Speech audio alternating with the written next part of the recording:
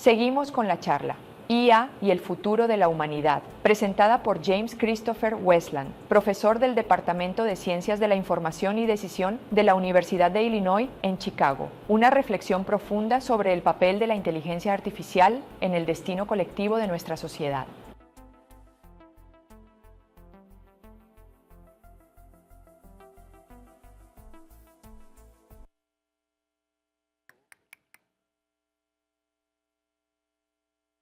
Okay, it looks like I'm on here. Well, first, I want to thank the organizers of WELS 2025 for inviting me to share some of my ideas with everyone, and I also want to congratulate them on organizing a great conference. I know a lot of work has gone into this, and they deserve our warm welcome here.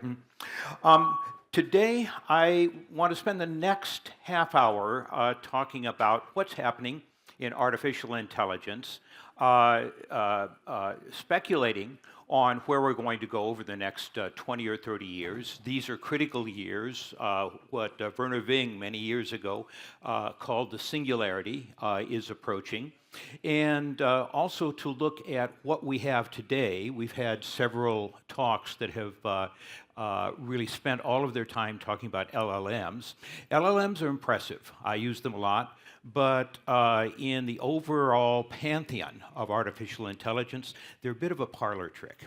And they've been around for a long time. We've been working on them. It's only just now that the tools have come together, essentially, to make these work very well. Let me see if I can get this. There we go. Okay. My feeling is that what we're going to see over the next 10, 20, maybe 30 years, if we make it that long, is going to be essentially a new step in the evolution of humans. And what we're doing in artificial intelligence now is going to be a very, very central part of that. Again, I want to emphasize LLMs, they're really amazing what they do, but they're actually quite limited. They're limited to text. They're limited to this way that we communicate with each other. But there are a lot of things they don't do well. They can't walk. I mean, try and program a robot with an LLM. It'll fall over within 2 steps. They can't move an arm. They can't move a prosthetic. They can't do a lot of things that actually the doctors in the crowd here, I think, would actually like to have them do.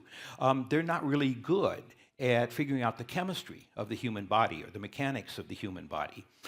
What they do is something that we spent a lot of our brain doing, and that's talking.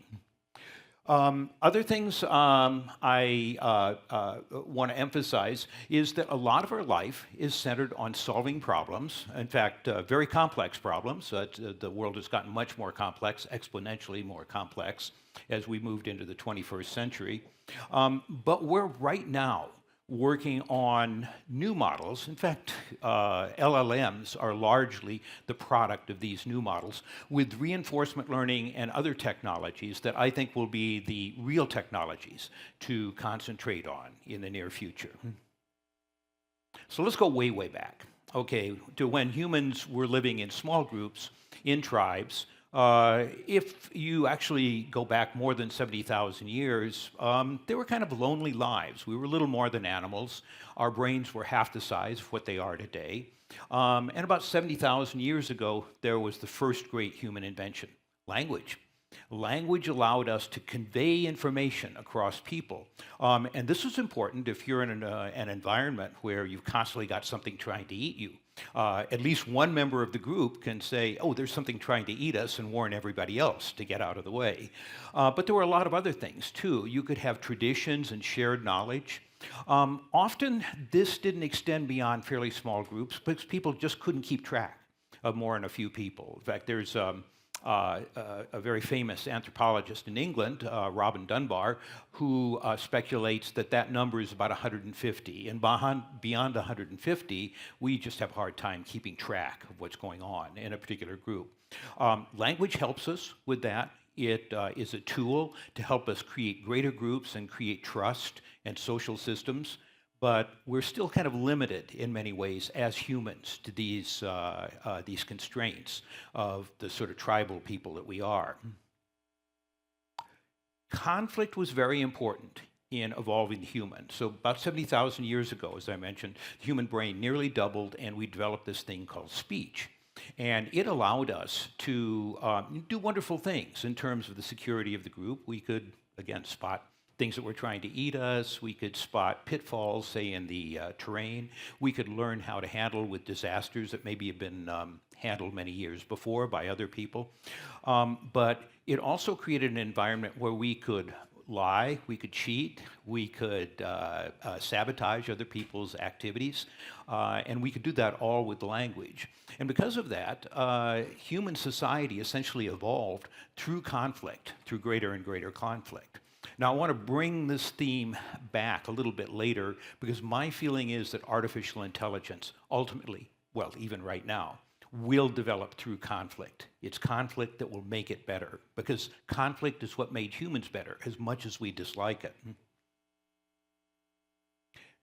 Back in those old days, back in the days of these small communities of 150 people, we were caught in the gossip trap.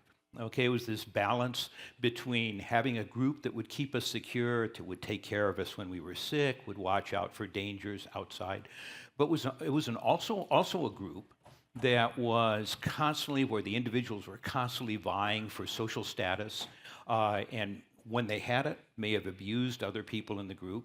And one thing that essentially kept groups stable is that if anybody would get too much power, everybody around them would be gossiping, and they would prevent that person from getting much more power. That power was important because until you had the ability to have unlimited power, you couldn't really have kingdoms. You couldn't really have very, very large groups. And that ended up being the next great step in evolution. You had the pharaonic kingdoms of Egypt and the Mesopotamian kingdoms and the early Shang dynasty kingdoms of China, all that were quite brutal, but they were organized around groups of tens of thousands, hundreds of thousands, millions of people. These larger groups required something else. And there were varieties of ways of providing the something else, but they required, to a certain extent, writing.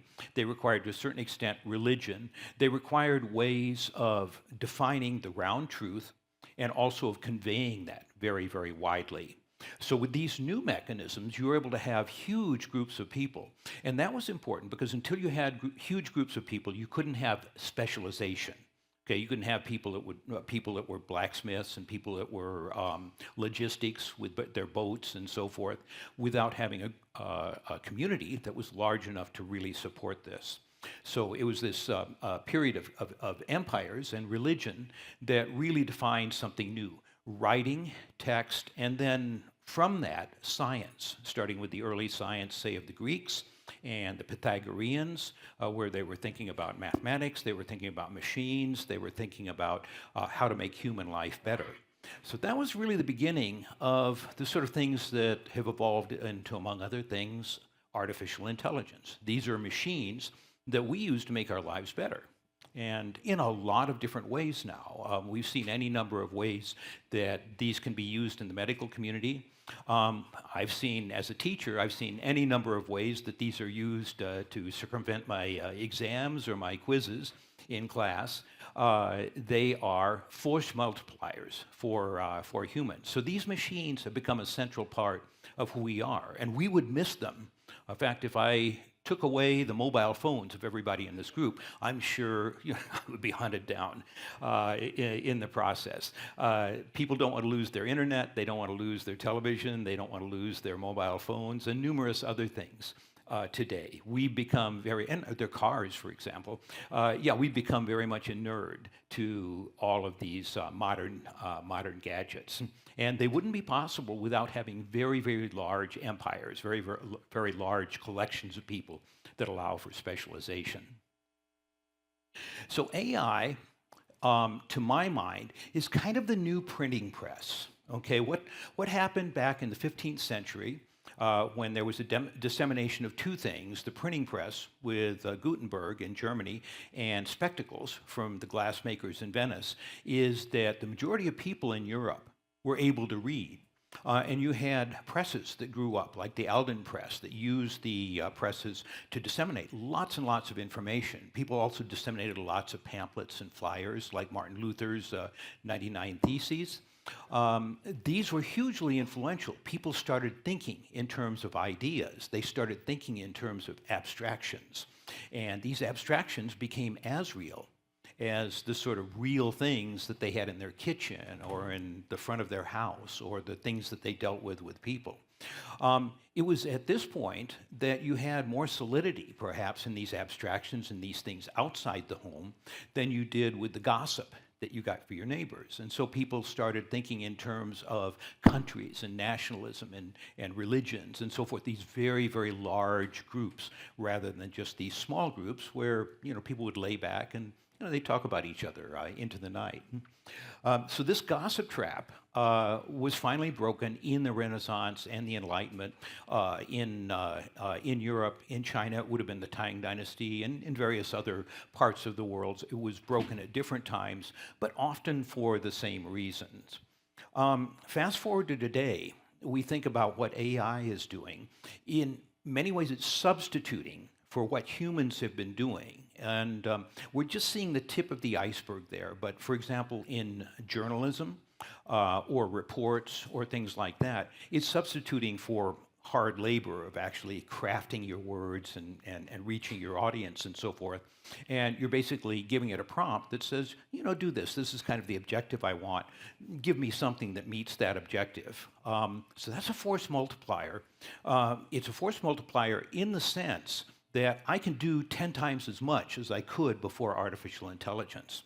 Now, in my case, I use it a lot. My favorites are Gemini and particularly Grok. I use it for programming because I end up doing a lot of programming. And for me, it's exceptionally neat because it tells me things that I didn't know about particular languages or particular systems and the way these things are set up. So it both educates me and at the same time, it helps me get my work done. Programming is just another language. It's not a human language, but it's human compatible, or it's designed to essentially make the things that computers do accessible to humans through a particular language. So it's no wonder that LLMs should be really good at doing things like programming.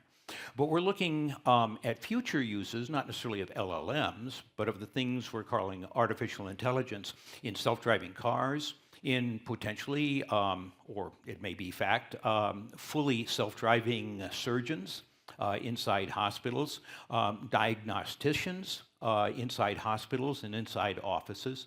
All of these, essentially automate what previously has been labor-intensive work. And it's not the first time we've done this. The assembly line, most notably back with the Ford Highland Park plant in 1915, revolutionized the way that we made industrial products. It standardized them, and in Ford's factory, it allowed first about 10 times as many cars to be put out with the same amount of labor, and ultimately about 100 times as many. The world became richer. He raised his, he actually doubled the salaries of his workers, partly just to keep them in the factory. But the world changed back then. It's changing the same way because of AI, for example, at Amazon. And also my younger daughter is a manager at Square, the payments company, and programmers don't program anymore inside these big companies. They use AI, and they're essentially setting objectives, setting strategy, Lego blocking the various pieces of code and so forth, so that coding has become less of an art and more of an assembly line. And I think we're going to see that with more and more areas as we use this new printing press to basically disseminate knowledge without people actually knowing about it, disseminating knowledge through a huge number of people. And we'll be richer as a result of that, but it's not going to be an easy transition. There are going to be a lot of unhappy people, unfortunately. And think now about what speech does for us and how big a part of speech, how big a part of life speech actually is. When we read the news, when we use a social network, or we use WhatsApp, or we speak on the phone, everything we learn, everything that we convey is done through speech. Okay, and speech is artificial. It's fairly new in the human race. Humans have been around for 2 million years, but we've only had speech for about the past 70,000 years, and really only a formalized, standardized, sort of written speech over the past 5,000 years in societies. And for most of history, really up until the Renaissance, perhaps less than 1% of the people ever learned to read and write. That was often their job. They were the scribes who were the accountants, lawyers, and technologists of the ancient world. So speech has been pivotal, but it's only recently that speech has become very central to our lives. So much so that the majority of what we know about the world is extensional, is basically through somebody else telling us what's going on in that part of the world. And they're telling us not face to face, but they're telling us by writing it down, or by Zoom sessions, by Zoom conferences, or perhaps by videos that they put up on TikTok or they put on the news and so forth. And all of this is dependent on language. Now, the reason for concentrating on speech in the printing press is because that's what large language models do. They're language models, okay? They aren't necessarily general artificial intelligence. Where did language come in from? Well, originally we had pathfinding because when we were kind of primitive and running around in the savannas of Africa, we needed to be able to find our way to good food or find our way back home. So we had big portions of our brain that were dedicated to pathfinding. When we settled into more stable communities, we repurposed that for words, for language. And so we aren't even really built for language. Essentially, our language is artificial, placed on top of existing structures we had in the brain. And large language models take advantage of the fact that we dedicate so much of our modern lives to language. So we think it's miraculous when they can come up with these, when they can come up with poetry or song or these large scripts, or they can write programs for us. But in truth, what they're doing is just as artificial as, say, the languages in our brains. But they do it a lot faster, and they have much, much bigger memories than we do. So we've seen this exponential growth in technology, and it's important to remember that large language models just didn't come out of nowhere. The original sort of transformer models that have really changed things since about 2021, the ChatGPTs and Groks and Geminis and so forth, the original models came from a fellow named Frank Rosenblatt back in the 1950s. And they've been floating around for a good amount of time. The problem back in the 50s and 60s is we didn't have the computer technology to really implement them well. And there were certain other things that happened, large-scale circuit integration, but especially use cases that developed the underlying technology. Oddly enough, video games. Video games and cryptocurrency were absolutely important for developing the hardware that large language models and other reinforcement learning type models sit on. More recently, we've had the ability to basically go throughout the internet and get all this digitized content. Large language models would have a hard time training themselves if everything was still in printed books in libraries. But the fact is that we've digitized so much, and to their credit, Google has been very much responsible for that, for digitizing a lot of this content. And because of that, because they've had search as their main use case, they are the best at AI models right now. I would say followed by Grok, which is Elon Musk's. And the reason for that is Elon Musk has been using AI for SpaceX and Tesla for a long time. So his guys really know how to put together models. He also founded OpenAI, the ChatGPT people. So he's the reason that Sam Altman is in charge of that particular company. Anyway, we've seen this exponential growth of these technologies, the underlying hardware, the software. We couldn't have done any of these large language models today without CUDA and Nickel, the libraries, the software libraries that NVIDIA has provided.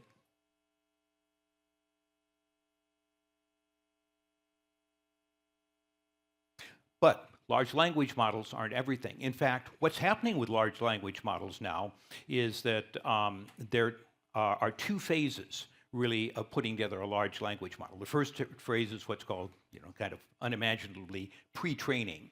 And this is where you take all of that data that you've gotten from the internet, that you've scanned from the internet, and you digitize it, you tokenize it, you digitize it, and then you distill it down into a set of matrix weights And these matrices are huge. OpenAI's O1, for example, has 1.8 trillion weights, probably representing on the order of 50 to 100 trillion tokens. And tokens being just a lot of text. Gemini has something similar. Pretty much everything that they've scanned for search on the internet, they're able to distill into their matrices. But 95% of the energy and 95% of the money and the labor that goes into these large language models today comes from what's called post-training or inference. Basically, when you ask a question, when you put a prompt in, you have all of this compute power that formulates the response that's going to be best for you. And the way they get a really neat competitive response is through reinforcement learning. And you've seen it. They actually have people that they hired to decide what's the best response. But also, when you get two different sets of tests or texts or two sets of pictures, you're supposed to do a thumbs up, thumbs down. Well, that's reinforcement learning. When you say thumbs up, do this again in the future, is what it says. They also look at consecutive prompts to do that. If you say thumbs down, it says, well, okay, that's not a very good solution. So that's reinforcement learning, but it's 95% of the money that's going into large language models today. Reinforcement learning is basically what handles robotics. Okay, if you're doing robotics or AlphaFold 2 and AlphaFold 3, which I think is coming up, which has essentially figured out the geometry of every protein that we know on Earth, those were reinforcement models. Those grew out of the AlphaGo project. And it's these kind of reinforcement learning models that I think are really going to be important now. Large language models are kind of what they're going to be into the future, and not to diminish their importance. They're really amazing in what they do. It's just that future problems, and the ones that I think are particularly important for humans and medicine, are going to be ones that will be solved by reinforcement learning. So who's doing that? Well, Google's doing it. They're doing it through their DeepMind subsidiary in London.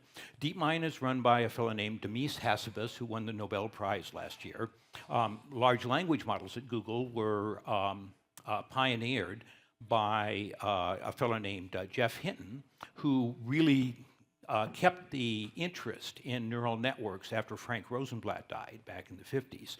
And he took these ideas and put them on very large hardware platforms and made them work. And he's, he really deserves his Nobel Prize because there were some really great innovations that took place at Google. And now Google is very much focused on reinforcement learning. They have their Waymo cars, which they've spun off as a separate subsidiary, but Waymo has basically trained its cars to self-drive, and we have them all over Phoenix, where we have a place, where my wife and I have a place. They drive very well. They actually, I own a Tesla back in Chicago, and I'm afraid to turn on my full self-driving. I've done it a few times, but I'm actually afraid to use it. But the Waymos I have perfect confidence in, and that's the product reinforcement learning. The full self-driving in the Teslas is really pretty good. It's just, I don't completely trust it. And it is all reinforcement learning.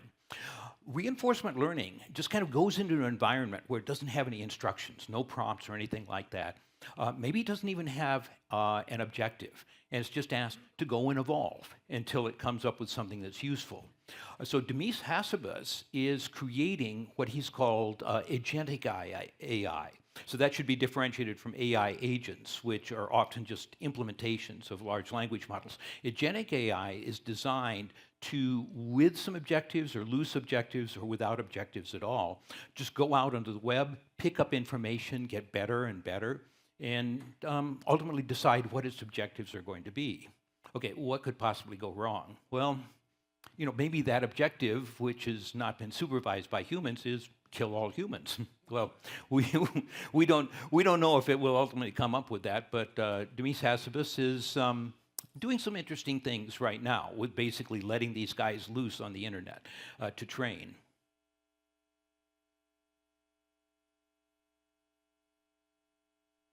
Okay, and that's my agentic AI systems.